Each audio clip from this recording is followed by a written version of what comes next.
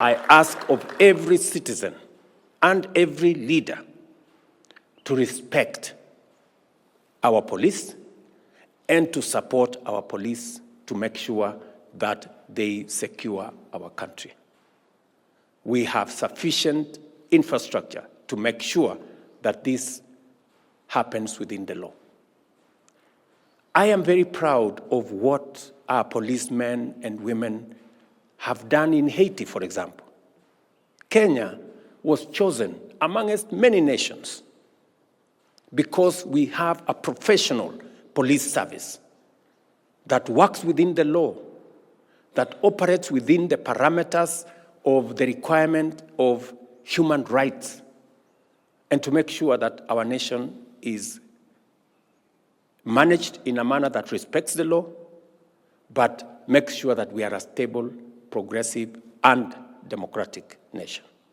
So to IG and your team, you have my support 100%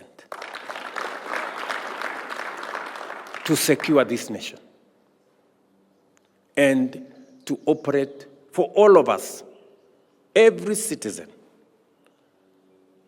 Nobody is above the law. None of us is above the law. You cannot intimidate the police. You cannot use force against the police, or insult, or threaten the police. You are threatening our nation.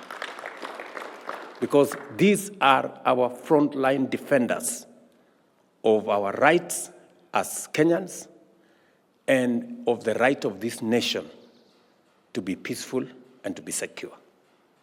So, ladies and gentlemen of the police force who are here today, of the police service who are here today, I want to give you my assurance that as you secure this nation is going to make sure that you are also safe and your families are safe. To our policemen and women, I want to say that as president, I am very proud of what our security agencies have been able to do to secure our nation, to secure our properties, and to make sure that our families can sleep in peace. And it is the reason why among my first assignments as president was to look at the terms of service and emoluments of our policemen, of our prisons, NYS, and serving police security officers in that space. We are making steady progress in improving the terms of service of our policemen and women, including all the other security agencies in prison, in NYS, and in the other sectors. And it is also the reason why I have taken the firm position that we must look after our policemen and women as they look after our families and our properties and securing our nation.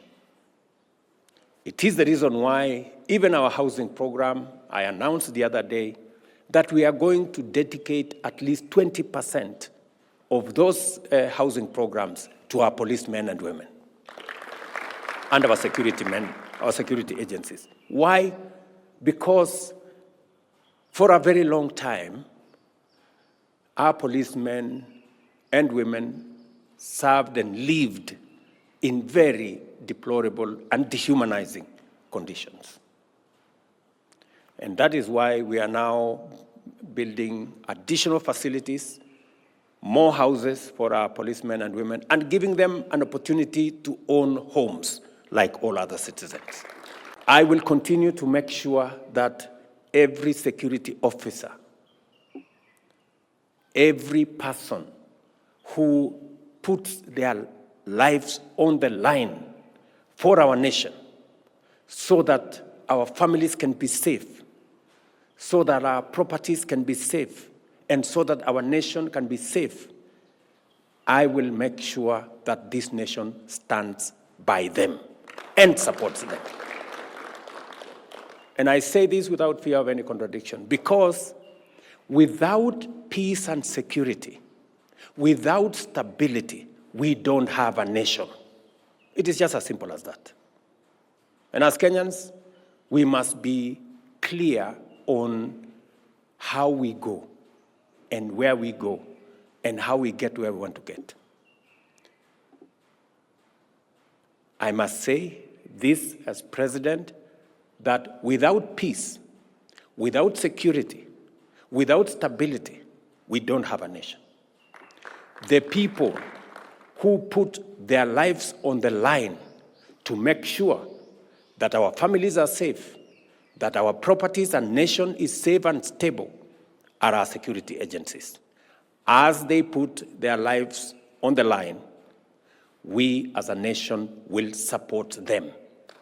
This administration will stand by them so that they can discharge their responsibilities within the law and make sure that our nation is safe.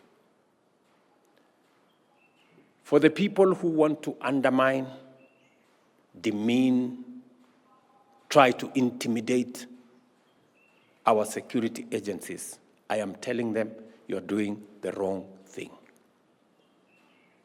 Our security men and women deserve every support that we can muster for them to secure our nation. And we must work with them. And therefore, to every police officer, from the constable, the man on the beat, I give you my assurance that the government of Kenya will support you, will stand by you as you secure our nation and as you secure our country and keep our families safe and our properties safe. Kenya is a great sporting nation, and our Kenya police is the incubator, the powerhouse of sports in Kenya.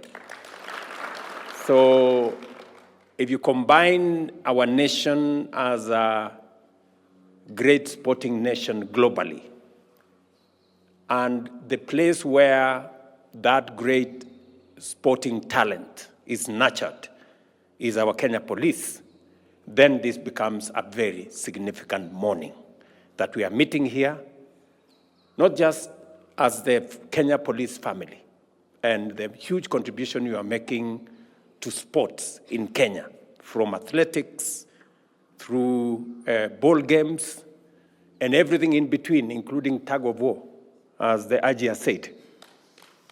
So, and therefore it is significant that we are meeting here this morning so that we can appreciate what you are doing, what the contribution the Kenya Police Service is making, not just to the security of our nation, but also to our sports and being the greatest ambassadors of our nation.